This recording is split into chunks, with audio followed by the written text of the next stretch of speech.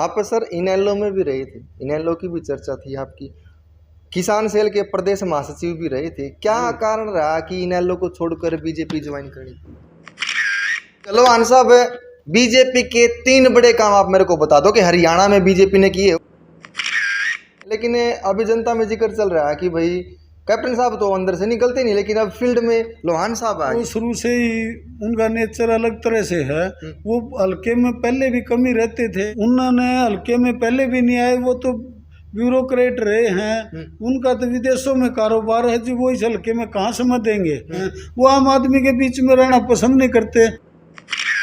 4 साल जेजेपी का यहाँ राज रहा, नाणंद के विधायक रहे, कहीं ना कहीं मानते हैं कि इस जेजेपी के भी सीट जीतने से नाणंद का विकास रुका हुआ है, या पिछले 5 साल की बात थी वो पीछे चला गया है? कांग्रेस वाले सरकार की कभी खिलाफत नहीं करते, वो हमेशा एक दूसरे की खिलाफत कर रहे हैं। क्या बीजेपी की तो घर वैसे भी लहर है जो मानते हैं सर कि बीजेपी की लहर है? एक तरफा लहर है, बराबर में कोई कैंडिडेट ही नहीं है। ठीक है सर, खेल जगत से जुड़ रहे हैं और महिलाओं की 33% भागीदारी का बिल पास हो गया है। ब्रिजभूषण सिंह जी आरोप लगाए थे खिलाड़ियों ने, संदीप सिंह खेल मंत्री रहे हैं, कोच साहब ने उनके ऊपर आरोप लगाए थे।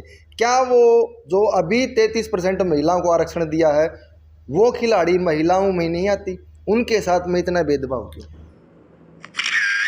ठीक है सर, आप पार्षद भी रहे हैं, और जब किसानों का धरना चला था दिल्ली के बॉर्डरों पर, उस समय आपने किसानों के पक्ष में अपना इस्तीफा दे दिया था जी। अभी चर्चाएं चल रही हैं, अगर बीजेपी से नाणंद का कोई उम्मीदवार हो सकता है तो विजेंद्र लोहान जी हो सकते हैं। क्या उसका फायदा अब मिलने वाला 2024 के चुनाव? क्या बीजेपी जेजेपी का ग्राफ गिराने के लिए यहाँ के विधायक जी कार्य नहीं करवा रहे? 2014 का जो बहुमत था बीजेपी सरकार का, और जो 2019 में कन्वर्ट हुआ, उसमें लगता नहीं भाई कहीं ना कहीं जनता में बदलाव चाहती है? माननीय मनोहर लाल जी की तरफ से काफी विकास के लिए पैसा आता है, लेकिन यहाँ नेतृत्व तो इन हल्का होने के कारण ये हल्का पिछड़ता चला गया। नमस्कार, मैं आपका साथी परशुराम, आप देख रहे हो टोटल खबर हरियाणा। इस समय नाणंद विधानसभा, दादा गौतम की विधानसभा के अंदर मौजूद हैं, और कुछ समय पहले हरियाणा के मुख्यमंत्री मनोहर लाल खट्टर जी का जनसंवाद हुआ था। उन्होंने एक बात बड़ी बेबाकी से उठाई थी, नाणंद में रोड नहीं है। एक बार रोड की हालत देख लो, गड्ढे इतने, हालांकि चीफ मिनिस्टर आने से कुछ समय पहले उन गड्ढों को भरा था, लेकिन बारिश न होने के कारण वैसे ही गड्ढे फट गए। अगर बारिश आती तो इस नाणंद का कितना विकास होता वो आप खुद सोच सको। आज बीजेपी के नेता हमारे साथ विजेंद्र लोहान जी, हालांकि खेल जगत से काफी लंबे समय से जुड़े हुए हैं, और कुछ समय पहले इनेलो में भी इनकी चर्चा थी। इनेलो को छोड़ के कैप्टन अभिमन्यु जी के कार्यकाल को देखकर उनसे प्रभावित होकर बीजेपी ज्वाइन कर ली। आजकल बीजेपी का प्रचार कर रहे हैं। आज विजेंद्र जी हमारे साथ मौजूद हैं, कुछ विषयों पर इनसे बातचीत कर रहे थे। सर नमस्कार, स्वागत आपका। नमस्कार परशुराम जी, सबसे पहले तो आपकी टोटल खबर हरियाणा चैनल को और उसके दर्शकों को मैं हाथ जोड़कर नमस्कार करता हूँ। ठीक है, खेल जगत से जुड़े हुए हैं, खेल जगत में आपका कितना समय हो गया और कौन कौन से पद पर आप रहे हैं, संवैधानिक पद पर? परशुराम जी, मैं खेल जगत से लगभग 2005 से जुड़ा हुआ हूँ। मैं पहले जिम्नास्टिक संघ हरियाणा का अध्यक्ष भी रहा हूँ, और फिर मैं 2016 में हरियाणा ओलंपिक संघ के चुनाव हुए गुड़गांव में, उसमें मेरे को प्रदेश महासचिव चुना गया था जी। और उसमें अभय चौटाला जी अध्यक्ष थे। और उसके बाद मैं हरियाणा स्केटिंग जो ओलंपिक गेम है उसका मैं प्रदेश अध्यक्ष हूँ। और मैं तो मेरा तो जीवन खेल संघों में ही गुजरा है। तो बच्चों की सेवा करना, खिलाड़ियों को उभारना, उनको ट्रैक देना, ये मेरा ध्येय रहा है। जो कल लोकसभा में बिल पास हुआ 33% महिलाओं को आरक्षण, उसको पहले तो आप कितना सही मानते हैं? ये बहुत बढ़िया, माननीय नरेंद्र मोदी जी का ये बहुत अच्छा कदम था, क्योंकि महिलाओं को जो है हम मान सम्मान पूरा देता है। इस देश में शुरू से ही परंपरा रही है महिलाओं के मान सम्मान की, लेकिन उनको राजनीति में बहुत कम भागीदारी थी। अभी नरेंद्र मोदी जी ने जो सुनिश्चित कर दिया 33%, इससे महिलाओं को पूरा मान सम्मान बढ़ेगा और पूरे देश की महिलाएं इस बात से गदगद है। सर कुछ समय पहले मुख्यमंत्री जी का जनसंवाद हुआ था नाणंद विधानसभा में, और यहाँ के विधायक, स्थानीय विधायक जो राम कुमार गौतम जी ने नाणंद कहीं न कहीं बहुत पीछे चला गया। गौतम साहब की बात से आप कितने सहमत हैं? देखिए, ये माननीय रामकुमार गौतम जी की बात सही है, और उसके हल्का जो है पिछले 4 साल में काफ़ी पीछे चला गया है, और उसके जो दोषी हैं वो भी खुद रामकुमार गौतम जी ही हैं। उन्होंने सत्ता में रहते हुए, देखिए जेजेपी बीजेपी का समझौता है, और वो जेजेपी के विधायक होते हुए भी उन्होंने यहाँ पर समय नहीं दे पाए। कारण कुछ भी रहा हो, बीमार रहे हो या कुछ भी रहे हो, लेकिन उन्होंने हल्का में समय नहीं दिया, जिसके कारण लोगों को ने अपने आप को ऐसा है महसूस किया। और लोगों यहाँ बिल्कुल काम आप देख ही रहे हो, शहर में जो है सरकार की तरफ से, माननीय मनोहर लाल जी की तरफ से काफ़ी विकास के लिए पैसा आता है, लेकिन यहाँ नेतृत्व इन हल्का होने के कारण ये हल्का पिछड़ता चला गया। आप सर इनेलो में भी रहे थे, इनेलो की भी चर्चा थी आपकी, किसान सेल के प्रदेश महासचिव भी रहे थे। क्या कारण रहा कि इनेलो को छोड़कर बीजेपी ज्वाइन करनी थी? देखिए, मेरे को इंडियन नेशनल लोकदल में भी पूरा मान सम्मान रहा मेरा, तो कुछ कारण ये रहे कि मैंने देखा माननीय नरेंद्र मोदी जी की सोच, और यहाँ पर जो उस सोच को माननीय मनोहर लाल जी ने क्रियान्वयन किया उस सोच को, और प्रदेश आगे बढ़ा, उस सोच को देखते हुए मैं माननीय मनोहर लाल जी के नेतृत्व में शामिल होया, और मुझे लगा कि हरियाणा का विकास हो रहा है, इसमें मैं भी भागीदार बनूं। इस सोच के कारण मैं बीजेपी में शामिल हुआ। ठीक है, आप विकास की बात कर रहे हैं सर, और जो कार्यशैली नरेंद्र मोदी जी की उनको प्रभावित होकर बीजेपी ज्वाइन कर ली। क्या 2014 का जो बहुमत था बीजेपी सरकार का, और जो 2019 में कन्वर्ट हुआ, उसमें लगता नहीं भाई कहीं ना कहीं जनता में बदलाव चाहती है, या बीजेपी अगर आप गिरता जा रहा है? देखिए परशुराम जी, क्या होता है कि जब कोई सत्ता किसी की रहती है, चाहे किसी की भी सरकार हो, तो जब कुछ लंबा टाइम चलता है तो देखो थोड़ी बहुत नाराजगी चलती, चाहे कितना ही काम करवा लो। लेकिन पिछली 2014 से 19 में भी बहुत ज़्यादा कार्य हुए थे इस प्रदेश में, और अब भी प्रदेश काफ़ी आगे बढ़ रहा है। मनोहर लाल जी नाणंद आए, उन्होंने काफ़ी कुछ घोषणाएं की हैं। अब नाणंद की शुरुआत होगी। अब ये 4 साल से नाणंद भी पिछड़ा हुआ था, पहले भी पिछले, और 2014 से 19 में भी यहाँ पर काफ़ी विकास हुआ। माननीय मनोहर लाल जी ने काफ़ी पैसा दिया, उसमें भी ठीक है। जो यहाँ के उस टाइम के भी विधायक थे, उन्होंने भी काफ़ी प्रयास किया, लेकिन वो प्रयास पर्याप्त नहीं था। तो इस कारण से हल्का भी पिछड़ा हुआ है, और हल्के को काफ़ी चीज़ों की ज़रूरत है। क्या बीजेपी जेजेपी का ग्राफ गिराने के लिए यहाँ के विधायक जी कार्य नहीं करवा रहे? ये नाणंद का विकास नहीं रुक के खड़ा हुआ? नहीं, ये जेजेपी और बीजेपी का जो समझौता है वो सही चला रहा है। देखो, अफवाहें तो चलती रहती हैं, लेकिन मैं तो जेजेपी की हमारी सहयोगी पार्टी है, ना कि वो हमारी पार्टी है। मैं तो भारतीय जनता पार्टी का कार्यकर्ता हूँ, और भारतीय जनता पार्टी की जहाँ जहाँ भी हैं पूरे हरियाणा में समान विकास हो रहा है, चाहे वहाँ जेजेपी का विधायक हो, चाहे वहाँ बीजेपी का विधायक हो। लेकिन यहाँ जो ये विधायक था, भाई इनके बड़बोलेपन के कारण या कुछ भी इनके कारण जो रहे हैं, भाई इन्होंने ना ये जेजेपी के रहे ना ये बीजेपी के, वो इन्होंने दोनों से किनारा करके बैठ गए थे। अब ये माननीय मनोहर लाल जी के साथ मतलब इनका सहयोग चल रहा है, और अब नाणंद का विकास होगा। ठीक है सर, आप पार्षद भी रहे हैं, और जब किसानों का धरना चला था दिल्ली के बॉर्डरों पर, उस समय आपने किसानों के पक्ष में अपना इस्तीफा दे दिया था जी।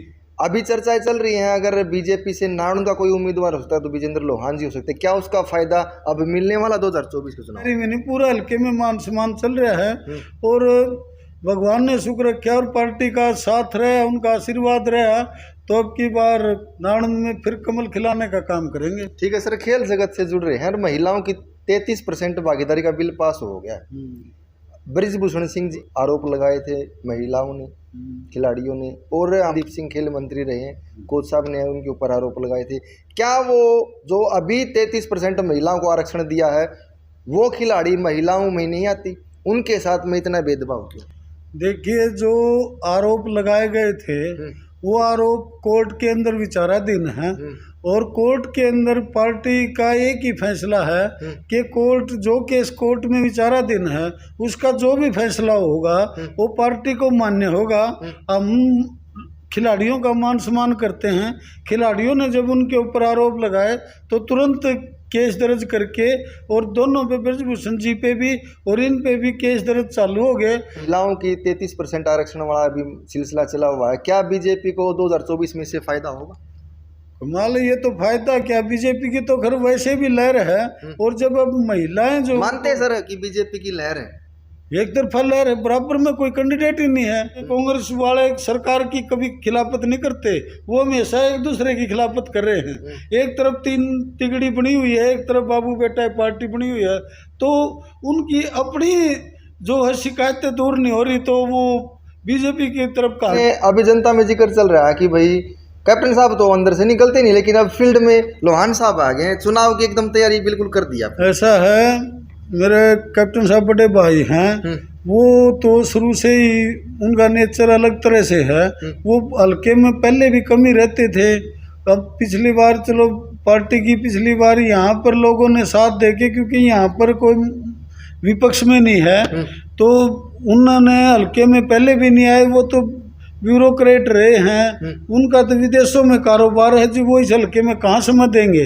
और वो तो उनका तो वैसे हमारे पार्टी के सीनियर नेता, सीनियर कार्यकर्ता हैं और सीनियर मंत्री रहे हैं, लेकिन उनका हल्के से मैं देख रहा हूं कि काफ़ी दिनों से वो विमुख हो चुके हैं। तो इसलिए हमने मजबूरी में सभी भारतीय जनता पार्टी के सीनियर पदाधिकारियों ने और कार्यकर्ताओं ने मिलके और मेरे को साथ लेके, और हम हल्के में अपना प्रचार करें पार्टी का, और बढ़िया तरीके से काम करें। साहब, आपने एक बात का जिक्र किया कि कैप्टन साहब के विदेशों में काम चल रहे हैं, हल्के को इतना समय नहीं दे पाते। क्या ये अगर 2024 की टिकट आप नाणों से ले आए बीजेपी की तरफ से, इस बात का कहीं ना कहीं खामियाजा नहीं भुगतना पड़ेगा? कैप्टन साहब के ऊपर आप कटाक्ष कर रहे हैं? मैं कटाक्ष नहीं कर रहा, मैं सच्चाई बोल रहा हूँ, और अपना इतिहासी वही होता है जो सच्चा बोले जी। मैं पूरे हल्के में एक ही चर्चा है कैप्टन साहब की कि भाई वो ना लोगों को समय देते, ना अच्छे से बात करते। पार्टी अपने अच्छे से काम कर रही है, और पार्टी के सीनियर नेता वो हमारे आदरणीय हैं, लेकिन सबका अपना नेचर होता है। वो इस तरह की आम जनता में जिसमें हम रहते हैं, जो मैं हल्के के बीच में रहता हूँ, हम आम आदमियों के बीच में रहते हैं, वो आम आदमी के बीच में रहना पसंद नहीं करते। वो उनका नेचर है, उसके नेचर के हिसाब से अपना उनका नेचर देखो। वो बड़े लोग हैं, उनका काम तो विदेशों में रहना है जी।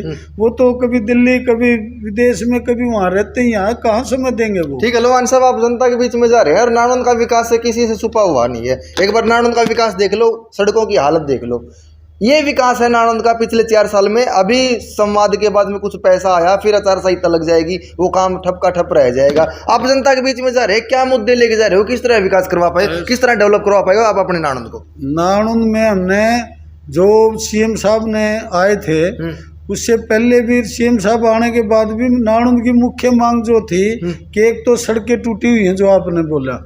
मेरा मानना ये है कि ज़्यादा समय नहीं, आप तो इलेक्शन की बात कर रहे हो, मैंने तो पहले भी कुछ दिन पहले बोला था, और आज भी आपके कैमरे सामने बोल रहे हैं, बहुत जल्दी ये जो शहर की सड़क है इसको सीसी का बनवा दिया जाएगा। और शहर की जो फिरनी बोलते थे जिसको, वो अब फिलहाल चालू है, बननी शुरू हो रही है। जितने भी रोड हैं, मोट नाणुन से मोट रोड बन चुके हैं, और जितने भी रोड टूटे हुए हैं ये बहुत जल्दी तैयार हो जाएंगे। नाणुन को कहीं ना कहीं डेवलप करने के लिए लोहान साहब दिन रात मेहनत करे और जनता के बीच में जा रहे। जनता की राय ये है कि अगर 2024 का चुनाव नजदीक है, टिकट है बीजेपी की तरफ से लेके आते हैं, तो लोहान साहब के साथ में नाणुन की जनता लग सकती है। लोहान साहब, इस बीजेपी के शासन में और जो 4 साल जेजेपी का यहाँ राज रहा, नाणुन के विधायक रहे, कहीं ना कहीं मानते हैं कि इस जेजेपी के भी सीट जीतने से नाणुन का विकास रुका हुआ है, या पिछले 5 साल की बात थी वो पीछे चला गया है? नहीं, देखिए यही तो पीड़ा है भाई साहब के नाणुन की जनता ने लगभग 70% वोट इस सरकार को दिया, जिसमें जेजेपी बीजेपी दोनों फर्स्ट सेकंड रहे। जी। 70% वोट देने के बावजूद भी ये हल्का एक अपने आप को ऐसा है महसूस कर रहा है।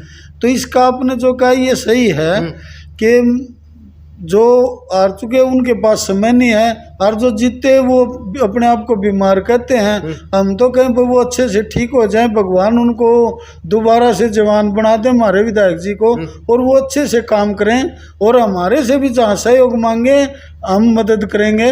और हमारी इच्छा उनके पास 1 साल है, तो इस 1 साल में लोगों की मदद करें और इस शहर को चमकाने का काम करें। आगे फिर वो बुजुर्ग हो चुके हैं, वो तो पहले भी मना कर चुके थे कि मैं चुनाव लड़ता, आगे उनकी हम सेवा करेंगे, वो अपने घर पे रहें। आगे हमारा भविष्य युवाओं की तरफ वो ध्यान दें, उनकी मदद करें। लोहान साहब, बीजेपी के 3 बड़े काम आप मेरे को बता दो कि हरियाणा में बीजेपी ने किए, आपके जो मन में है बीजेपी ने ये अच्छा काम किया हरियाणा में, कोई से 3 काम। सबसे बड़ा काम तो आप एक ही चीज देखो, जो खर्ची पर्ची का काम था, आज देखिए किसी की सिफारिश की जरूरत नहीं। एक आम किसान का बेटा, आम एक मजदूर का बेटा, एक आम कर्मचारी का बेटा, कोई इंस्पेक्टर लग रहा है, कोई कुछ घर आके उसका कार्ड आता है। बताओ, हर जो भी बच्चा पढ़ता है उसी टाइम उसको आप देखो 18,000 30,000 नौकरियां एक समय में दी गई हैं। और इससे ज़्यादा अब भी मैं देख रहा हूं कि गांव में आता है फलाने का लड़का लग गया, उसका लग गया। जो भी अब पढ़ाई करता है, बच्चा पढ़ो और नौकरी लो, इसमें आपको किसी को चाय पिलाने की जरूरत नहीं, किसी को नारे लगाने की जरूरत नहीं। ऐसी सरकार पहली बार आई है। दूसरी बात के पहले आपने देखा होगा कि इस हरियाणा में आज वहाँ इनकाउंटर हो रहा है, आज वहाँ फिरौती मांगी जा रही है, आज वो हो रहा है। क्राइम जो है इतना बढ़ चुका था, आज वो क्राइम लगभग 0 के। एक तो यहाँ से भ्रष्टाचार खत्म कर दिया, नौकरियों में बिना खर्ची पर्ची के, और यहाँ पर जितना गुंडागर्दी थी वो खत्म कर दी। और आप देखिए बच्चों को जो है स्कूलों में फ्री शिक्षा कर दी और फ्री उनको इलाज चल रहा है। आज आप 5-5 लाख रुपए का बिल एक गरीब आदमी का हॉस्पिटल में जाके इलाज करता है, उसको 100 रुपये दे के आने, तो इससे बढ़िया कितने काम गिनाऊं। तो आज देखिए खुशी खुशी हरियाणा जी रहा है, और भगवान शुक्र के आगे भी मतलब सरकार आएगी, फिर और अच्छे से काम चलेगा। धन्यवाद सर आपका। धन्यवाद। फिलहाल विजेंद्र लोहान जी नारनौंद से प्रत्याशी हो सकते हैं 2024 के विधानसभा चुनाव में जेपी की तरफ से, और उन्होंने अपने काम गिनवाए हैं कि हरियाणा में बीजेपी ने 9 साल में कितना विकास करके दिखाया है।